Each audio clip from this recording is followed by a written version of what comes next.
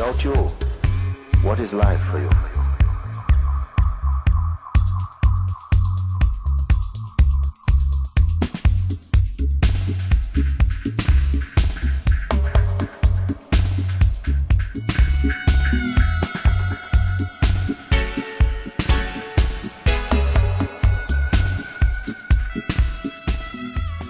Something about relationships,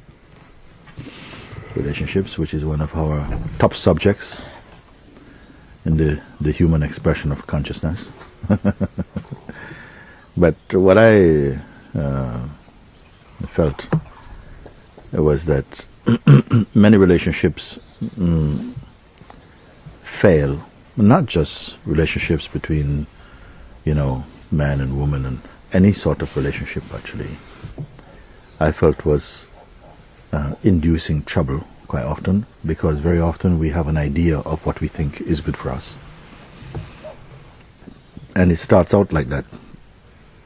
If you have a picture of how things should be, already there is a kind of a staleness about it. There will already be a staleness about it, an inflexibility. And it's a big setup for a disaster movie. It's a big setup for a disaster movie, because you will never get it the way you conceive of it in your mind, through your own projection or fantasy or imagination. In my own case, I found relationships I've been in my life, so to speak, I seem always to outgrow them, always outgrow, because because I feel that consciousness is always naturally expanding. I can put it like this: in its terrestrial expression, it's always expanding. And there are many people who have a kind of concept which they have, which come through conditioning, that this is the way things should be. This is the way a husband should behave, a wife should behave, a partner should behave, and so on. And there comes a kind of an inflexibility with this. And if you have an idea that, okay, this is how it should be, then you will never see how it is. You'll never see how it is.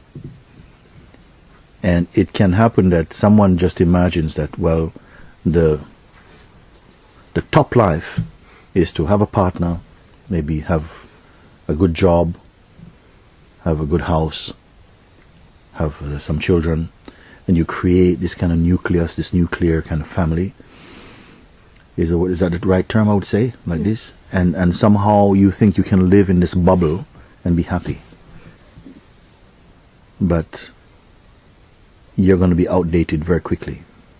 Because if you are a living being, and by the nature of life, you have to be growing, have to be expanding, always have to be flexible. Otherwise, in 3 years maximum, your relationships start to burn out. It runs out of originality. If you are just stuck on, this is what you think life, you should reach this point where you have these things in place, and then after this, you're happily ever after. There's a fantasy, and many people, adults, seemingly intelligent people, have fallen for this type of thing. But from the pace of consciousness in expression always have to be expanding, deepening, becoming more wise. And this is why I feel really only people who are really in a search for truth, or open to truth, open to life, will have longevity and successful partnerships in life, because you have to be continuously renewing yourself at this level. Something has to be fresh. You have to be growing in wisdom. You cannot just be earning more money, having more children, getting more fat, whatever. It's not the juice that people need in life. And this is, after a while, naturally you become tired. You become tired of each other. You don't know how to get out, because you just become a habit. And a relationship that's running only on habit is a dead one. It's not even a relationship. So I feel this is something that is so important, that this is for life anyway. As I'm using the term relationship, but it's in its broader context. I'm talking really about life. And the only area where you are guaranteed is not the right word, but where you will stay alive is if you have a search for truth. Not a search for a husband, not a search for children, not a search for fame, not a search for money. All these things will bring you to catastrophe. It has to be a search for truth. And in that commitment, in that search, in that focus for truth, everything else is satisfied automatically. You'll have developed wisdom, true discernment, a great sense of true independence, and inner stability and strength. A human being should not really live depending on another human being. Not depend. Sometimes you can say rely in terms of just commonsensically, but not to depend in this way. You must rest inside your own being. So I saw this in my own life, that after a while the energy goes. And this is why people look for fresh energy. Not because the next person is going to be more wise, just that they're fresh. There's an aliveness, and that aliveness must stay throughout your life somehow. And it's strange I'm using this terminology, that we have to be sensible about it in our expression as dynamic existence. Life isn't necessarily change. Change is there. It is the oxygen of the beingness, this change. But all of this change we're talking about happens against the background of unchanging self and awareness. That cannot grow. One can grow in terms of dualistic awareness, meaning the awareness of something. But in pure awareness, in this pure self, it's already a perfection. But in its expression as existence, in its expression as the I am self, it has to continually be renewing, refreshing, spring cleaning itself. This is the joy anyway of existence. And so many relationships, they're a kind of living death. If you set your target only about money, children, house, quickly these are filled. And after that, but you are not fulfilled. After that you just continue, and it becomes monotonous because you are not aware that there's broader, infinitely broader regions than this. This is what I wanted to say.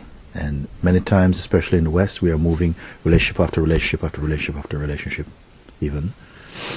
And it need not be so. But we cannot help doing this because there is no depth, there's no stamina, there's no strength, there's no focusness. When you're in a focused space, your life generates that freshness, generates that inspirational quality, which if you just settle for, wife, husband, 2 children, nice house and a car, you're a museum piece. You're finished.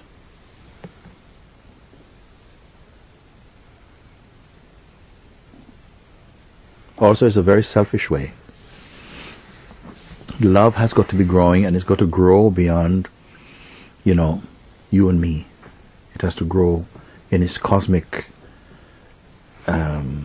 potential. You're growing in love and broader, not loving lots of people in a competitive love, but it embraces the whole universe, because that's natural. It's not something you're doing, just you're open to this, rather than just you become a little tribe, a little clan. Something's opening to a universal love. There's the Buddha, the Christ in everybody.